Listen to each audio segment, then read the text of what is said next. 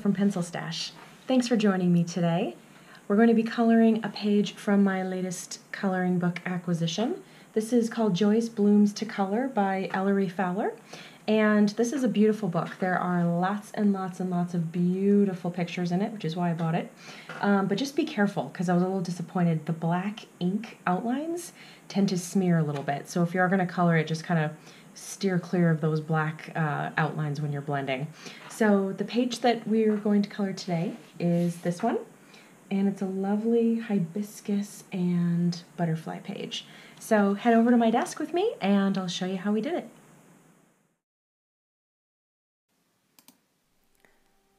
One of the tips I want to show you today is layering of colors.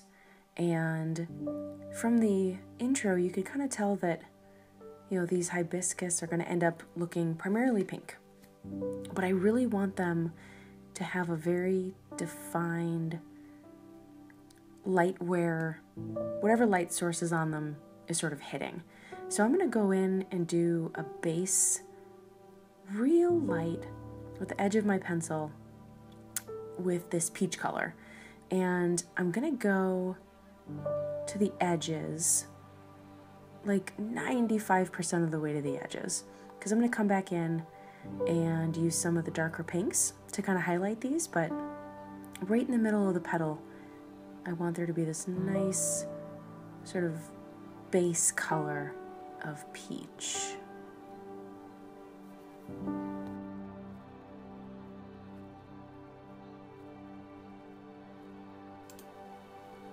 Now I'm going to come back in with a light pink and using just some real light circular strokes.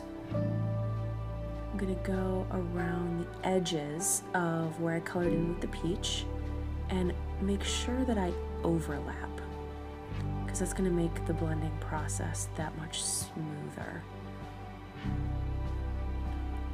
Again, just real nice light strokes right up against that line on all four of the petals.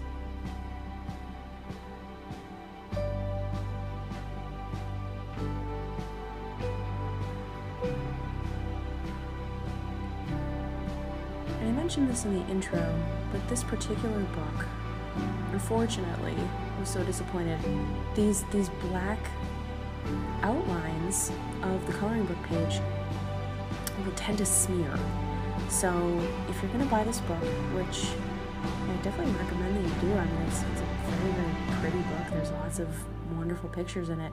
But just when you're going up against those lines, even the ones that, you know, are on the interior of these petals here, just be careful a little bit, because when you start to blend, or, you know, when you kind of go over the edges a little bit, you'll see that they get a little bit muddy. It kind of pulls some of that black ink out. So the way that I found that works best is just to go right up to that line, and then just don't try to run it over more than you have to.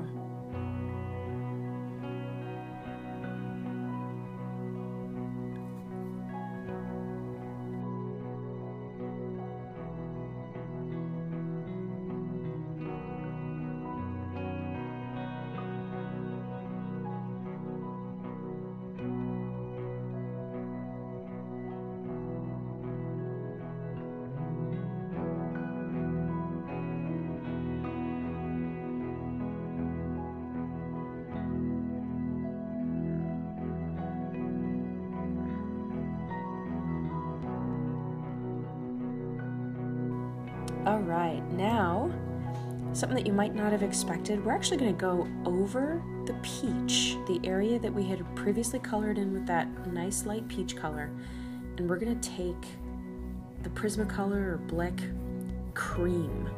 It's a really nice light, delicate yellow, and very lightly, we're going to go over those peach areas with this cream. And what's going to happen when I add all these other colors in, and when I blend it, it's going to give it that nice highlight that I'm looking for. Now I'm going to go in with my magenta, kind kind of against these edges. And I don't want to overlap that lighter pink all that much, except in the areas where I think that there might be some shadow.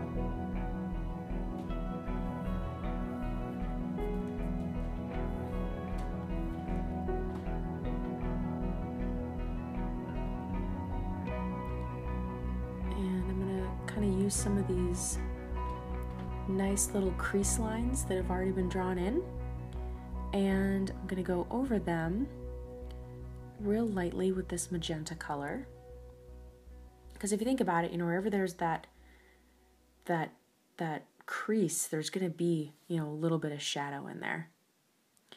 So I'm going to use the lines the artist gave to just help give this petal a little more definition.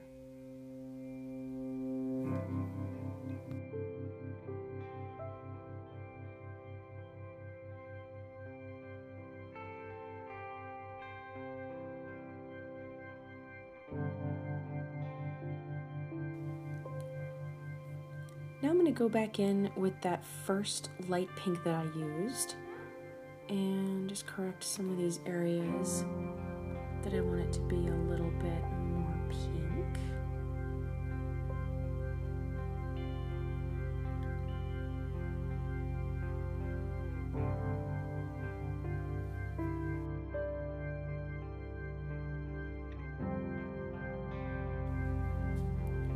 Right, now we're going to take out our blender pencil and just kind of remember the warning that I gave earlier about these black lines. So, you know, in other coloring books, you're able to really go to town with that blender pencil and just kind of run it over, you know, all of the existing outlines. And, you know, with this book, you have to be a little bit careful.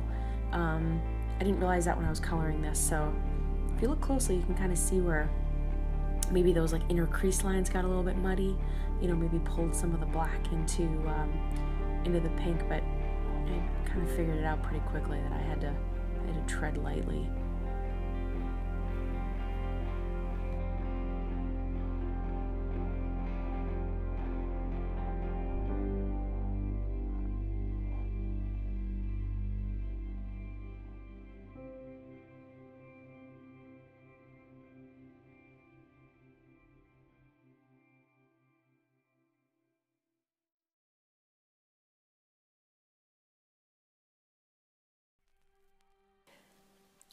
So on this flower, we're going to use a whole bunch of different purples, nice gradient purples, and we're going to start with the lightest.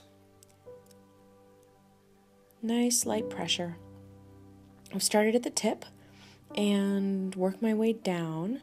I'm going to cover probably 2/3 of it with this light purple.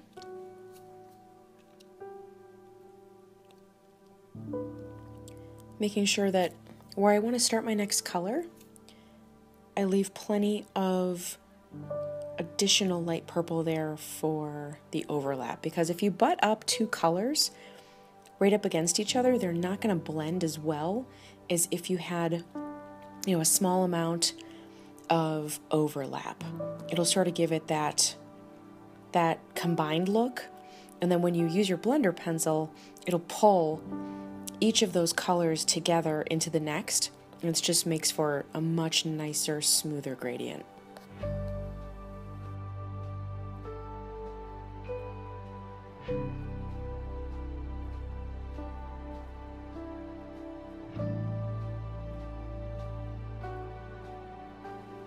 All right, we're going to take our next shade of purple, and here I'm using the Prismacolor Dahlia Purple. This is actually one of my favorite colors to use. And we're going to remember to overlap onto the lighter lavender color there. And try to make your shapes organic. You know, don't just make like a straight line across of lavender and then a straight line across of the purple. Try to make it real organic so that when you blend it, it'll look that much more natural.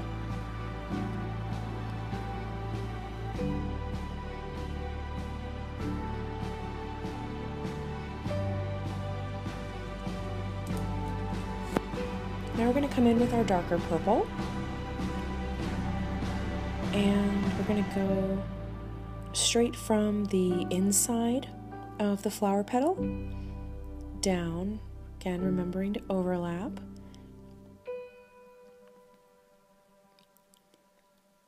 And I'm going to again use these crease lines as kind of my guide, using them to run my darker purple along to create those shadows.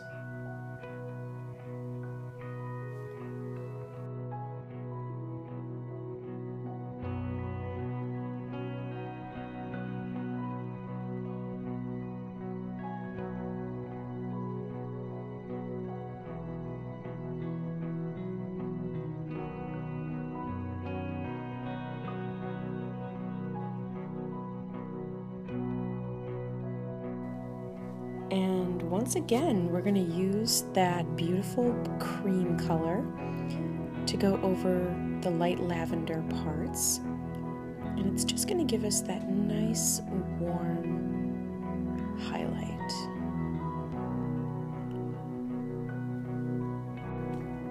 And use your blender pencil.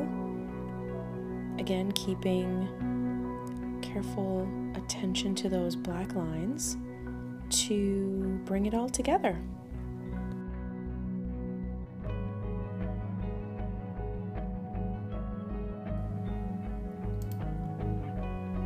All right, let's move on to the leaves, and we're going to use the exact same trick with the gradients as we did on that purple flower, where we start with the lightest green and we're going to work our way down the petal with two other greens on top of this one.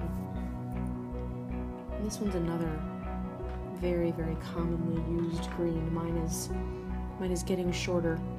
It's the Prismacolor Chartreuse, and I just think it's a very nice poppy, brilliant color.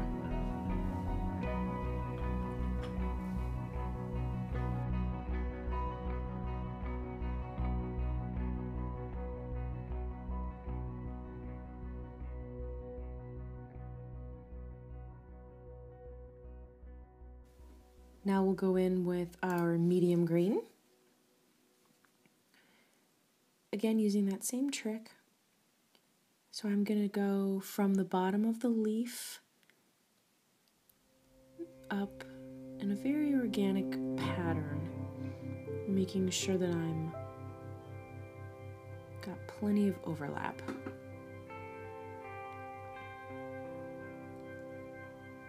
Anywhere where I think that there might be some shadows.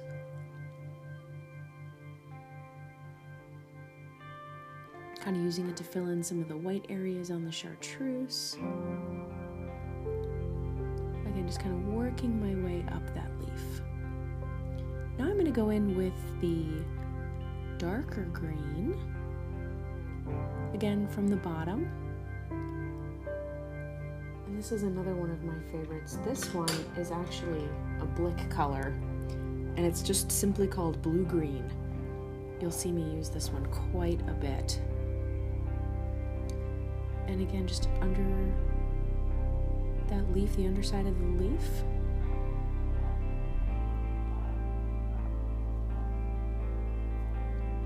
And we're going to blend it all.